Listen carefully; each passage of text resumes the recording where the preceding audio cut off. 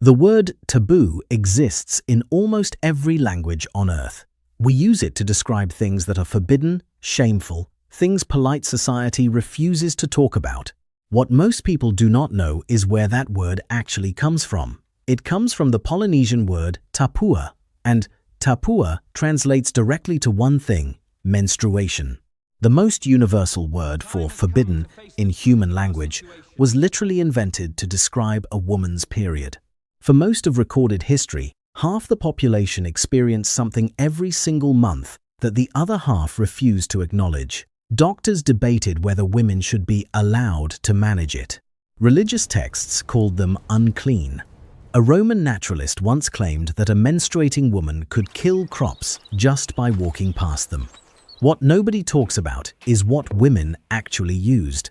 Because for thousands of years before the modern tampon showed up in the 1930s, they were improvising with everything from softened tree bark to sheep's wool to folded paper held in place with string. And the story of how we got from papyrus to Tampax involves battlefield nurses, a rejected patent, a moral panic over virginity, and a corporate disaster that killed 73 women. This is the history nobody wanted to write down. And that silence is exactly why it matters. Ancient Egypt, roughly 1500 BCE. The Nile Delta stretched green and wide, and papyrus reeds grew thick along the riverbanks. Egyptians used papyrus for almost everything. They made paper from it, wove baskets, built sandals, even fashioned rope.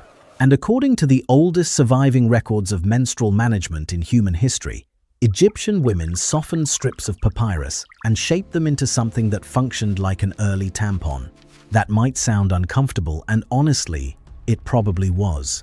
Papyrus is not exactly known for its absorbency, but Egyptian culture treated menstruation differently than most of the civilizations that came after. They associated it with the goddess Hathor, who was considered the protector of women and fertility. Some ancient Egyptian medical texts even describe menstrual blood as an ingredient in healing ointments and potions. In a world that would spend the next several thousand years treating periods as a curse, the Egyptians saw them as something closer to sacred. Across the Mediterranean, the ancient Greeks had their own approach. Women used scraps of linen or homemade rags, but some historians point to a more inventive solution. Greek women reportedly wrapped small pieces of lint around lightweight wooden sticks to create an insertable device they called a motos. Now, there is some academic debate about whether these were actually used for menstruation or as a form of early contraception. The answer might be both. Either way, the Greeks were fashioning DIY internal devices out of wood and fabric over 2,000 years ago. The Greeks also had some truly wild beliefs about what happened when menstruation went wrong. They believed that if a young woman's first period arrived late, the blood would accumulate around her heart, and her uterus would start wandering through her body, causing erratic behavior, violent mood swings, even suicidal thoughts. This theory had a name. They called the condition hysteria, from the Greek word hystera, meaning uterus. That word stuck around for centuries.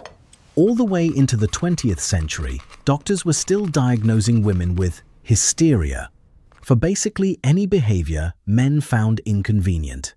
Meanwhile, in Rome, women made pads from woven cotton and wool. Some historians suggest Roman women also created internal tampons from tightly rolled sheep's wool.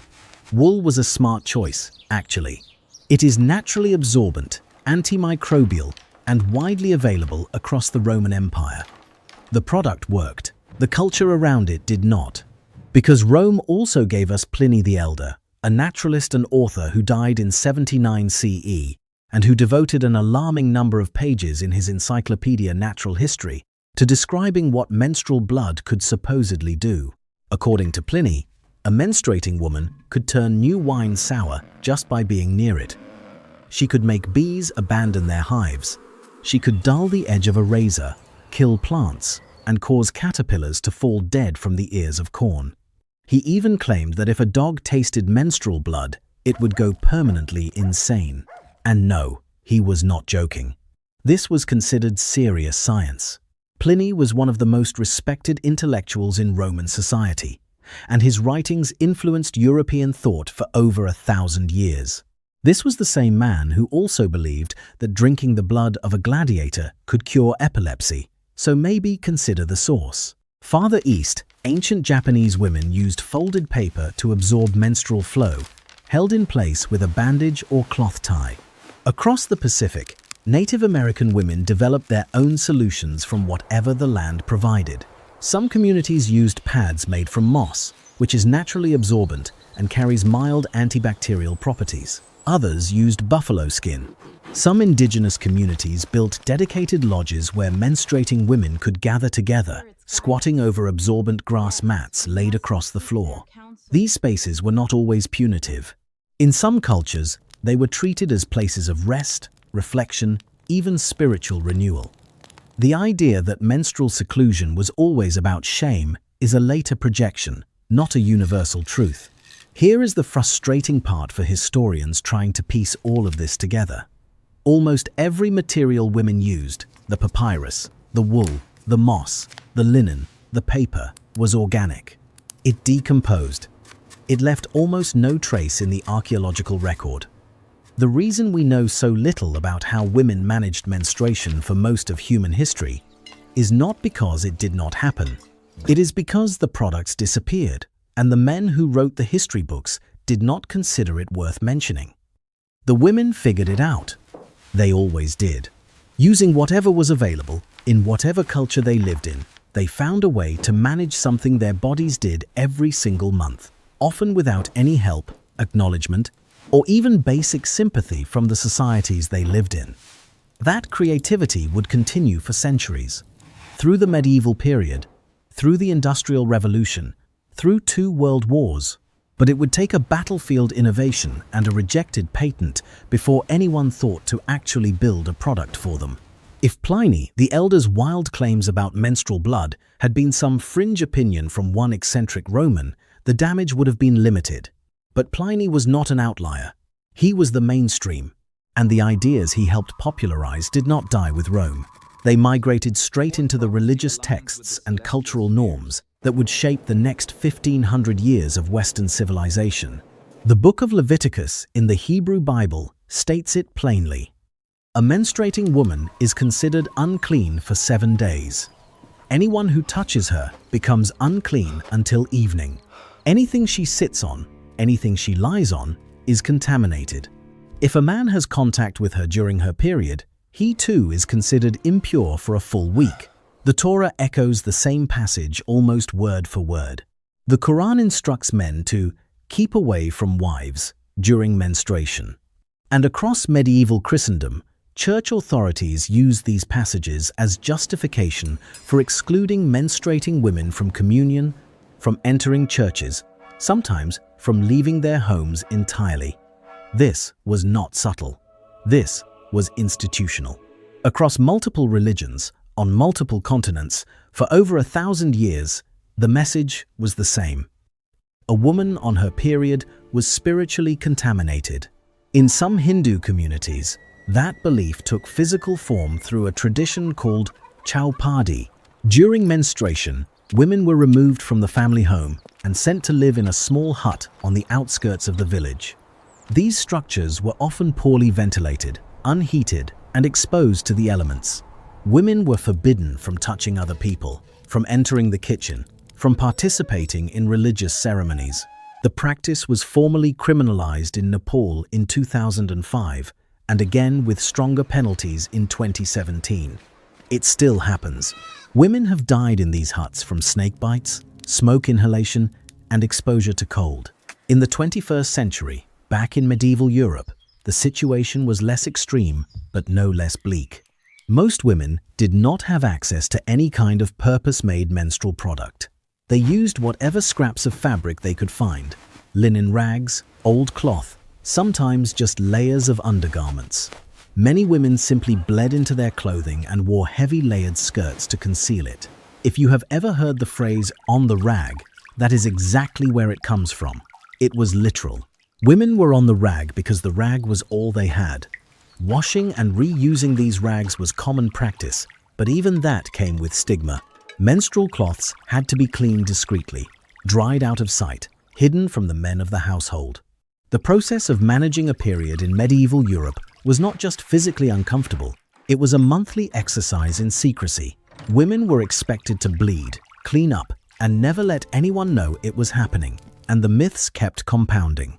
In parts of medieval France, it was believed that menstrual blood could curdle cheese.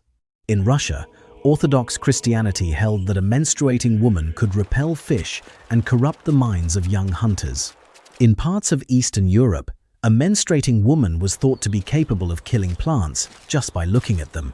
These were not jokes told in taverns. These were beliefs woven into legal codes, agricultural customs, and daily religious practice. The ancient Greeks had given the world the word hysteria to describe any female behavior that men found confusing. That word entered the medical vocabulary and stayed there. By the medieval period, any woman who acted erratically, spoke too loudly, expressed anger, or challenged authority could be diagnosed as hysterical. The connection to the uterus was explicit. The cure often involved forced rest, isolation, or worse. The shame around menstruation was not just cultural. It had become medical doctrine. Most people never heard about one critical detail from this era. Throughout the medieval and early modern period, the only people with the education and platform to write about the human body were men. Monks, priests, physicians, scholars. They wrote about war, they wrote about philosophy, they wrote about disease. They almost never wrote about menstruation, and when they did, it was to describe it as dangerous, polluting, or spiritually corrupt. The result was a historical blind spot so complete that even today, researchers trying to reconstruct how women managed their periods before the 19th century are mostly working from fragments, guesses, and oral histories passed down through communities that the written record ignored entirely. By the 1800s, attitudes had shifted just enough for a new kind of conversation to begin. Not because society suddenly became enlightened about menstruation. That would take another century and a half. But because industrialization was creating new materials, new manufacturing methods, and new consumer markets, and in 1854, the first patent for a menstrual belt was filed in the United States. The commercial period industry, clumsy and awkward, and still wrapped in shame, was about to be born. It would take a world war to make it work. In 1914, Kimberly-Clark was a conservative paper company based in Neenah, Wisconsin.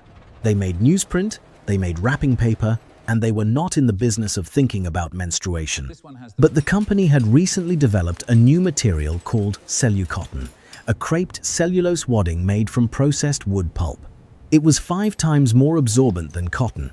It cost about half as much to produce. And when the United States entered World War I, Kimberly-Clark offered to supply cellucotton to the War Department at cost. No markup, no profit margin, just bandages for soldiers.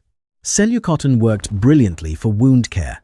It soaked up blood faster and more efficiently than anything the military had used before, and field hospitals across France and Belgium went through enormous quantities of it. But the nurses stationed in those hospitals noticed something else. The same material that stopped a shrapnel wound from bleeding out also worked for a completely different kind of bleeding, one that nobody in the military had planned for. Nurses on the Western Front started using cellucotton surgical dressings as makeshift menstrual pads. They did not ask permission. They did not submit a request through the chain of command. They just did it, quietly, practically, the same way women had been solving this problem for thousands of years. Except this time, the material actually worked well. After the armistice in 1918, Kimberly-Clark faced a very practical problem. The war was over. The government no longer needed millions of bandages. The company was sitting on a surplus of cellucotton with no obvious buyer. That is when letters from the American Fund for the French Wounded started arriving at company headquarters.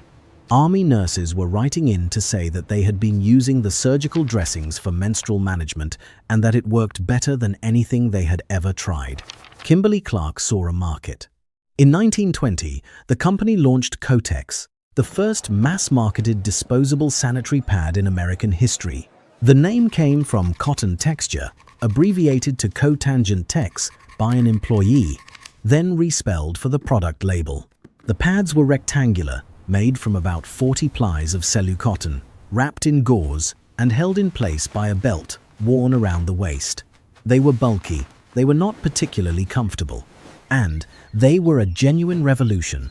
Before Kotex, the options for American and European women had not changed much since the Middle Ages. Reusable cloth rags, folded fabric, layers of undergarments. Kotex offered something that had never existed at scale before, a disposable product designed specifically for menstruation that a woman could use once and throw away. Selling it was another problem entirely. Magazines and newspapers did not want to run advertisements for menstrual products. The subject was considered too vulgar for print. Kimberly-Clark's first marketing agency eventually convinced a handful of publications to accept Kotex ads in 1921. But the language had to be so euphemistic that readers could barely figure out what the product was for. The ads talked about sanitary protection and personal hygiene without ever mentioning menstruation, periods, or blood. The copy read like it was trying to describe something without actually describing it, because that is exactly what it was doing. Retailers had their own objections. Store clerks, most of them men, were uncomfortable with women asking to buy menstrual pads over the counter. So Kimberly-Clark and its retail partners came up with a workaround that says everything about how deeply this shame ran. They placed Kotex boxes on store counters with a small slot and a coin deposit. A woman could walk into a store, drop her money into the box, take the product, and leave without ever speaking to another human being. Think about that for a second. A medical product used by roughly half the adult population had to be sold through a system specifically designed so that nobody would have to say what it was out loud. Kotex sold.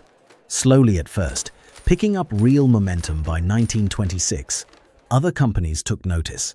Johnson & Johnson had actually tried to sell a disposable menstrual pad called Lister's Towels back in 1888, but the product flopped because nobody would advertise it and nobody would talk about it. Kotex succeeded where Lister's Towels failed, partly because the war had normalized disposability as a concept, and partly because Kimberly-Clark was willing to push through the advertising barrier, even if pushing through meant never saying the word menstruation in any ad they ran. By the late 1920s, the disposable pad market was growing. Women finally had a commercially available product that was designed for them. But pads still had serious limitations. They were thick, they required a belt, they restricted movement, and for women who were physically active, whether they were factory workers, dancers, or athletes, pads were not enough. Someone was about to solve that problem. A doctor in Denver had been watching his wife struggle with the same rags and bulky pads that women had been dealing with for centuries. And he had an idea that every major company in America would reject. Dr. Earl Cleveland Haas was not a famous physician. He was an osteopathic doctor who had graduated from the Kansas City College of Osteopathy in 1918, spent a decade working as a country general practitioner in rural Colorado, and eventually settled in Denver in 1928. He sold real estate on the side. He ran a small company that manufactured antiseptics. He had already invented a flexible ring for a contraceptive diaphragm and made $50,000 selling that patent. By the standards of 1920s Denver, Haas was a tinkerer with a medical degree and a knack for solving practical problems. The problem that bothered him most was one he watched his wife deal with every month. The bulky Kotex pads, the belt, the discomfort, the constant worry about leakage. Haas knew there had to be a better approach. And he got the initial spark from a friend in California who mentioned that she used a small sea sponge inserted into the vagina to absorb menstrual flow. The concept was not new. Women across cultures had been using internal methods for centuries, but nobody had figured out how to manufacture one at scale. Haas started experimenting. He compressed strips of cotton into a tight cylindrical shape, attached a string to one end for removal, and then designed the piece that would define his invention. 2 telescoping cardboard tubes that functioned as an applicator. The woman would use the outer tube to position the tampon and the inner tube to push it into place. The entire process could be done without the woman's fingers ever touching the cotton or her own body. That design choice was not accidental. Haas understood the culture he was working in. In 1930s America, the idea of a woman inserting anything into her vagina with her bare hands was considered indecent by large portions of the medical establishment and the general public. The applicator was a medical solution wrapped around a social problem. It made the tampon functional and, just as importantly, it made the tampon acceptable to a society that could barely tolerate the existence of menstrual pads. On the 19th of November 1931, Haas filed a patent for what he called a catamenial device, a term derived from the Greek word for monthly. On the 12th of September 1933, he received U.S. patent number 1,926,900. He trademarked the product name Tampax, a combination of tampon and vaginal packs, and then he tried to sell it. Nobody wanted it. Haas approached Johnson & Johnson. They passed. He went to Kimberly-Clark, the company that had built its consumer business on Kotex pads. They passed too.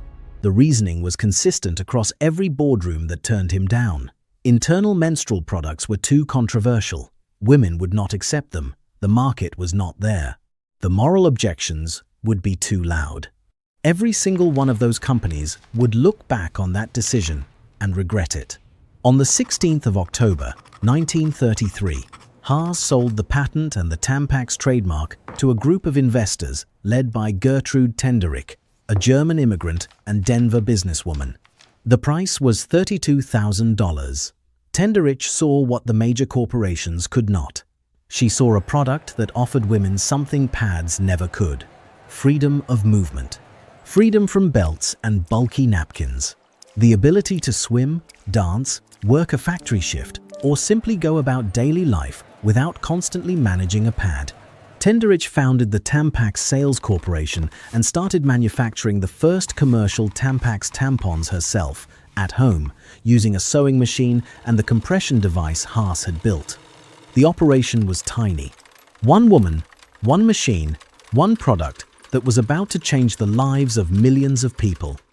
The first Tampax ad ran under the headline, "Welcome this new day for womanhood," in the magazine American Weekly. It was cautious, clinical, and carefully vague, just like the Kotex ads before it. But the product underneath the euphemism was different. For the first time in commercial history, women had an internal option. Dancers and swimmers were among the earliest adopters, because for them the difference was not just convenience, it was the difference between being able to perform and not. By 1936, Tenderich had run out of capital to scale the business. She sold the Tampax Sales Corporation to Ellery Mann, who reorganized it as Tampax Incorporated and began building national distribution. The tampon was officially a real product, on real shelves, available to real customers. But a product being available and a product being accepted are two very different things. Because while Tampax was landing in stores, a fight was breaking out in doctors' offices and medical journals across the country. And the argument had nothing to do with safety, absorbency, or design. It was about whether a young woman who used a tampon could still call herself a virgin. In the 1930s and 1940s, male physicians across the United States published papers, gave lectures, and wrote opinion columns debating a single question: should women be allowed to use tampons? Not whether tampons were medically safe, not whether they were effective at managing menstrual flow, whether they were morally appropriate. The argument centered on three concerns, all of which had everything to do with controlling women's bodies and nothing to do with medicine. First, that inserting a tampon might break the hymen, which would mean a woman was no longer technically a virgin. Second, that the physical act of insertion could cause a woman to experience sexual pleasure. And third, that once a woman became accustomed to touching her own reproductive anatomy, it could lead to masturbation. These were not fringe opinions published in obscure journals. These were mainstream medical debates happening in the same decade that Tampax was trying to build a national customer base. Some physicians openly condemned tampons from their exam rooms. Others refused to recommend them to patients. The medical establishment was split, and the faction that opposed tampons was loud enough to shape public policy and advertising for decades. This is exactly why Earl Haas had designed the cardboard applicator in the first place. He understood that in the America he lived in, the idea of a woman using her fingers to insert a menstrual product was a deal-breaker. The applicator was his answer, a barrier between the woman's hand and her own body that made the product palatable to a society obsessed with female purity. He was not just solving an engineering problem. He was navigating a minefield of sexual politics that had been building since Leviticus. Tampax and other tampon companies had to fight this battle in their advertising. Throughout the 1940s and 1950s, tampon ads included explicit reassurances aimed at nervous parents and young women. One brand, called Percettes, ran advertisements stating, "Of course, unmarried girls can use Percettes." Another brand, Meds, promoted their product in 1944 by highlighting applicators for daintiness, turning the act of not touching yourself into a selling point. A 1,965 Tampax educational pamphlet called From Fiction to Fact was specifically designed to address the virginity question for teenagers and their mothers. The forward-thinking physicians who embraced tampons pushed back against all of this. They pointed out that the hymen can be stretched or torn through exercise, horseback riding, or normal physical activity, and that its condition had never been a reliable indicator of sexual experience. They argued that managing menstruation was a health issue, not a moral one. But progress was slow. The cultural weight of centuries of menstrual shame does not lift because a handful of doctors publish a sensible paper. And this is the part of the story that tends to get left out entirely. While the tampon wars played out in white, middle-class medical offices and women's magazine advertisements, a black inventor named Mary Kenner was working on a different solution. In 1956, Kenner designed an adjustable sanitary belt with a built-in moisture-proof pocket that kept the pad secure without shifting or leaking. It was a genuine improvement over the clunky belted pads that millions of women were still using. She filed a patent. The patent was rejected. Not because the design was flawed, not because the market was saturated. A company that had initially expressed interest in manufacturing the product withdrew their offer after they discovered that Kenner was black. Her patent sat in limbo for 30 years. 3 decades of a better product that never reached the women who needed it because of racial discrimination. By the 1960s, tampons had finally gained enough mainstream acceptance that companies were competing on design rather than defending the product's right to exist. Applicators were refined. New absorbent materials like rayon were introduced alongside cotton. Tampon brands started advertising more boldly, though still without ever using the word period or showing anything that looked like actual blood. The industry was growing. Women were buying. The moral panic had faded into background noise. If you are finding this fascinating, hit subscribe. We cover stories like this every week. What came next was not a moral crisis. It was a medical one. And it started with a tampon that promised to absorb everything, including the worry. In the early 1970s, Procter & Gamble decided to enter the tampon market. This was not a small company experimenting with a side project. This was one of the largest consumer products corporations on the planet, and they wanted to dominate. Their approach was simple. Build the most absorbent tampon ever made. Make it so effective that women would never need to worry about leakage again. Then put it in the hands of every woman in America. They called it Rely. Unlike traditional tampons made from cotton or rayon, Rely was constructed from carboxymethylcellulose and compressed beads of polyester. These were synthetic materials borrowed from the food industry. Carboxymethylcellulose is a chemical compound typically used to thicken processed foods. Procter & Gamble repurposed it to create a tampon that could absorb nearly 20 times its own weight in fluid. When inserted, the tampon expanded into a cup-like shape that molded to the vaginal walls, creating a seal designed to eliminate leakage entirely. The marketing campaign leaned into this with a slogan that would age catastrophically. It even absorbs the worry. Procter & Gamble test-marketed Rely, in Rochester, New York, and Fort Wayne, Indiana, in 1974. Because the testing happened before 1976, the company was not required to submit safety results to the FDA. A grandfather clause in medical device regulations meant that Rely reached consumers without ever proving it was safe to use. After the initial test run, Procter & Gamble launched a mass sampling campaign that historian Shara Vostral estimates distributed 45 million sample packs of 4 tampons to women across the United States. 45 million, mailed directly to homes, unsolicited, across the entire country. By 1980, Rely had captured 20% of the American tampon market. Women loved it. It worked exactly as advertised. It absorbed more, it lasted longer, it leaked less. Procter & Gamble was winning. Then, women started dying. In January 1980, 12 cases of a mysterious illness were reported to the Centers for Disease Control and Prevention.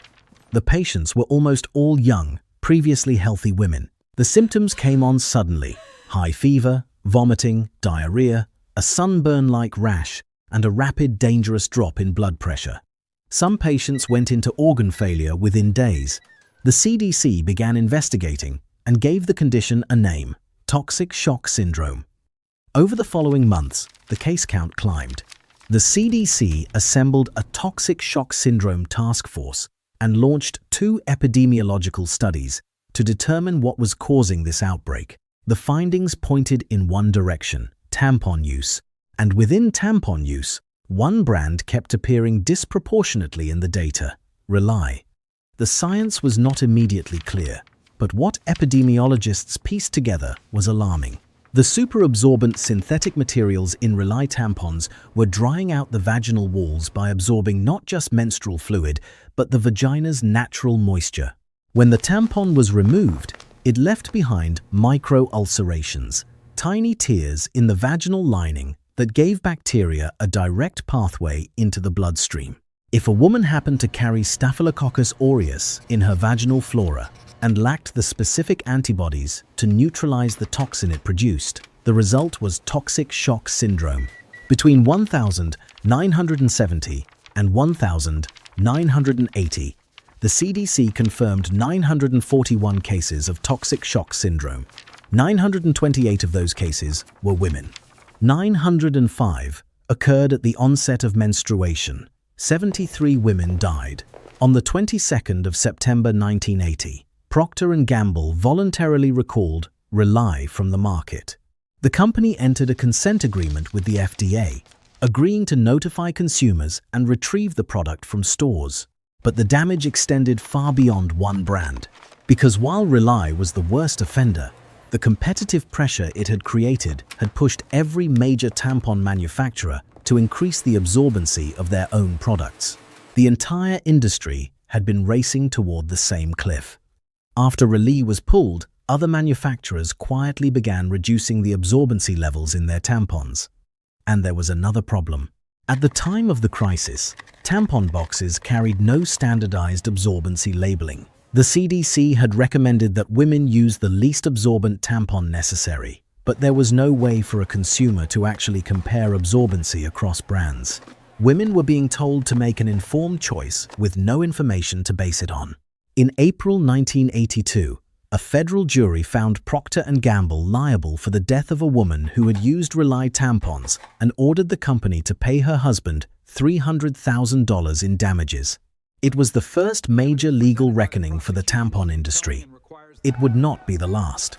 The toxic shock syndrome crisis did something that centuries of religious shame, moral panic, and medical gatekeeping had never managed to do. It forced the public to actually talk about tampons. Not in euphemisms, not in whispers. In news broadcasts, congressional hearings, and courtroom testimony, the product that society had spent decades pretending did not exist was suddenly front-page news because it was killing people. The tampon industry survived. Barely. Sales plummeted in the early 1980s. Consumer trust collapsed. Manufacturers reformulated their products, reduced absorbency levels, and eventually adopted standardized labeling. The FDA tightened regulations. Warning labels about toxic shock syndrome began appearing on every box of tampons sold in America, and they are still there today. But the silence around menstruation itself was about to crack open in a way nobody expected. And it would start with a 21-year-old actress who needed rent money. In 1985, a young woman named Courtney Cox appeared in a 30-second television commercial for Tampax.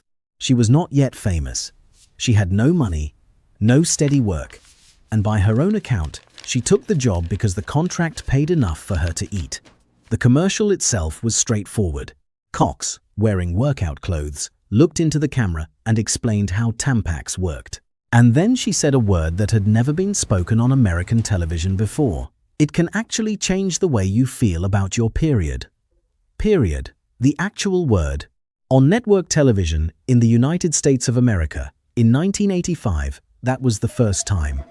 Not 1,955, not 1,965, 1,985. The same year, Back to the Future hit theaters and the first .com domain name was registered.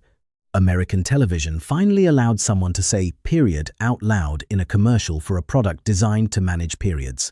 Cox later said she received fan mail for the commercial, not for a film, not for a television series, for a tampon ad where she said a word that half the population uses to describe something their body does every month. The fact that this was considered groundbreaking tells you everything about how deeply the silence had settled. And that silence did not suddenly disappear after 1985. It adapted. For the next 35 years, menstrual product advertisements on American and British television used blue liquid to demonstrate absorbency. Blue, like window cleaner, like dish soap, like anything other than the actual substance, the product was designed to absorb. Advertisers treated menstrual blood as so offensive, so unwatchable, that they replaced it with a fluid that looked nothing like it. The message to viewers was clear. We will sell you this product, but we will not acknowledge what it is actually for. It was not until 2020 that Kotex became the first major brand to use red liquid in a pad commercial, 2020. The year of a global pandemic was also the year the advertising industry decided that blood could be red. The medical world had its own version of this denial. For decades, menstrual products were tested for absorbency using saline solution instead of blood. Saline is a clear, water-like liquid. Menstrual fluid is not. It contains blood, cervical mucus, and endometrial tissue, and it behaves differently from saline in terms of viscosity and absorption rate. This means that the absorbency ratings printed on tampon and pad packaging were based on how well the product absorbed a liquid that was nothing like the liquid it was designed to absorb. That testing standard was not updated until 2023. So where does the story stand now? The modern tampon has not changed dramatically since Earl Haas filed his patent in 1933. Cotton, a string, a cardboard or plastic applicator. The fundamentals are the same. Adhesive pads replaced the old belted designs in the 1970s, and they keep getting thinner and more absorbent, but the basic concept is still a descendant of the cellucotton pads that WWI nurses improvised on the Western Front. What has changed is the range of options. Menstrual cups, first patented by a woman named Leona Chalmers in the 1930s, have experienced a resurgence as reusable and environmentally sustainable alternatives to disposable products.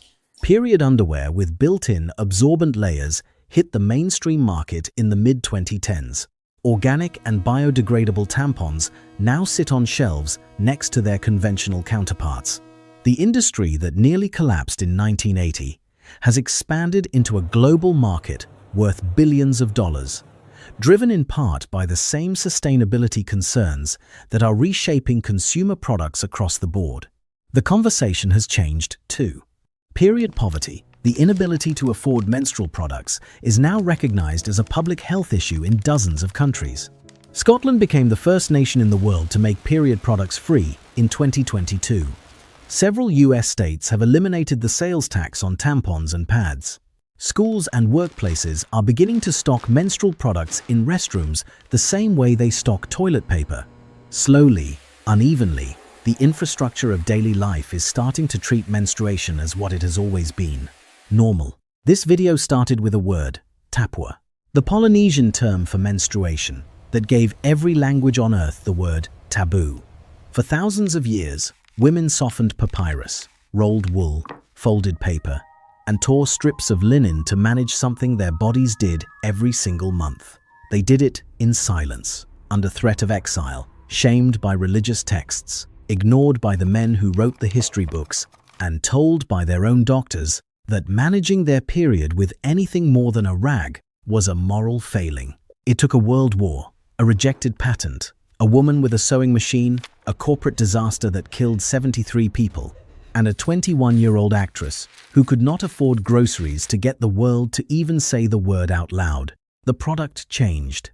The taboo is still catching up. If this is the kind of history you want more of, hit subscribe. We will see you in the next one.